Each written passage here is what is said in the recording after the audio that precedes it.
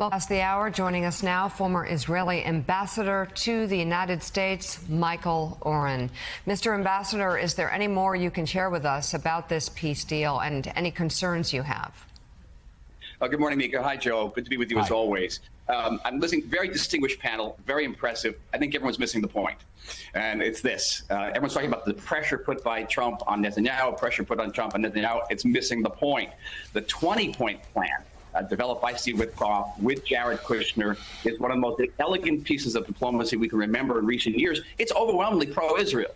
It addresses all of Israel's war aims and only has one timetable in it, and that is 72 hours to release all the hostages. Other than that, it militarizes Gaza. It takes the guns away from Hamas. It exiles Hamas leaders and opens the way to a better future. And what does Israel have to give in return? Withdrawal, clearly, but also and release of some security prisoners from our prisons, which is painful. But the other concessions are to talk about some future pathway to a Palestinian state. And pathway is a very obscure term.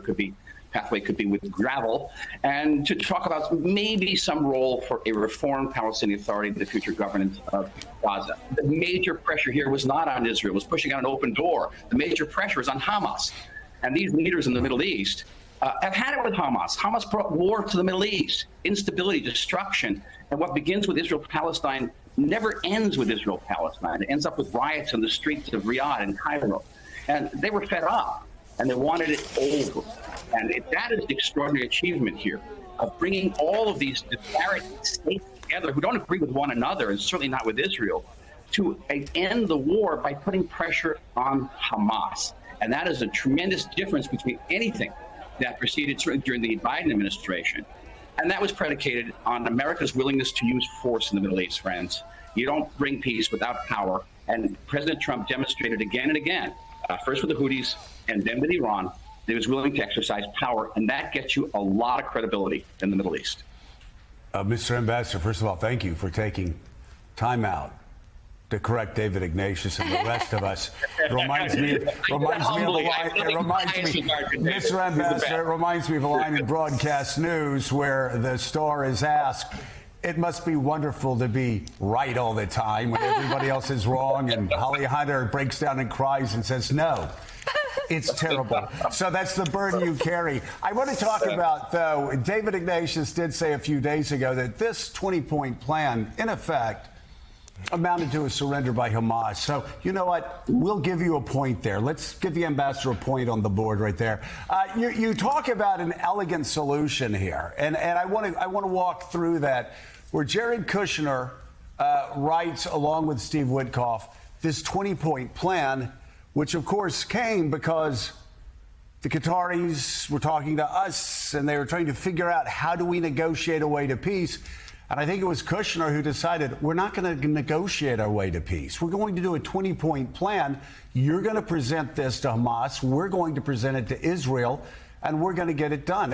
It was pretty fascinating at that point that they understood negotiations would be protracted. This was, in effect, a 20-point plan, which for Hamas, for the most part, amounted to a surrender document, right?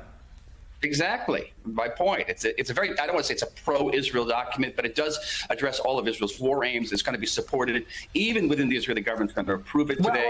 And Mr. Ambassador, not to interrupt you, but it also, not only does it support Israel's war aims, it also supports the reality on the ground. And that is Hamas is battered, bruised. It is a spent force. And most importantly, it's isolated even throughout the Middle East with its Arab neighbors. And why is that, Joe? Because Israel used force.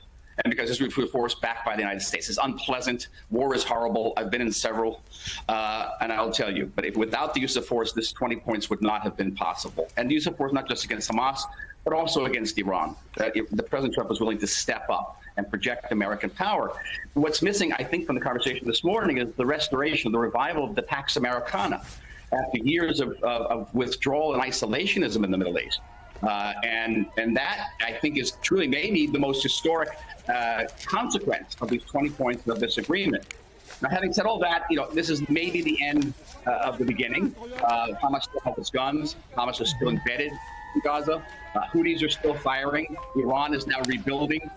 The war may be far from over, but the fact is that these hostages are returning, and that was Israel's major war aim.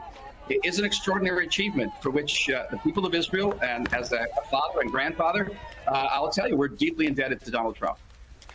David, certainly that goal of the hostages being returned seems to be, fingers crossed, achieved in the next few days, but we shouldn't lose sight of the terrible toll. Civilians in Gaza, women, children, and of course so many hostages who didn't make it out. But certainly the region has changed dramatically since October 7th, 2 years ago. Give us your assessment, just a broad step back here as the state of play in the Middle East. And do you believe that the best way for real peace would be that two-state solution? Does this 20-point plan, is that a step along that journey?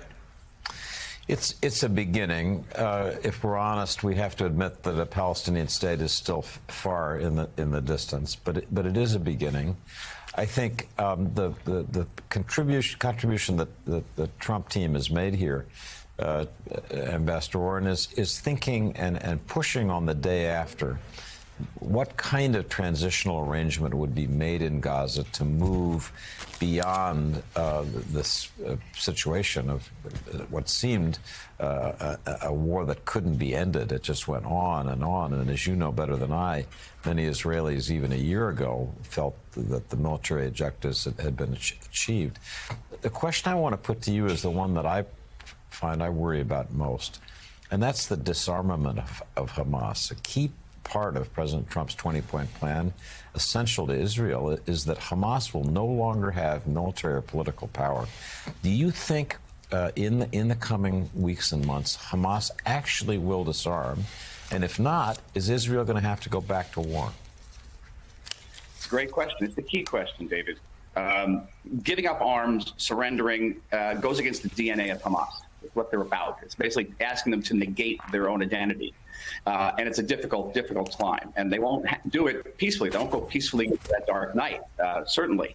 And now Hamas is trying to parse it. They'll say, listen, we'll give up our guns. We want to keep our defensive weapons. Or we'll give up our rockets, but we want to keep our Kalashnikovs.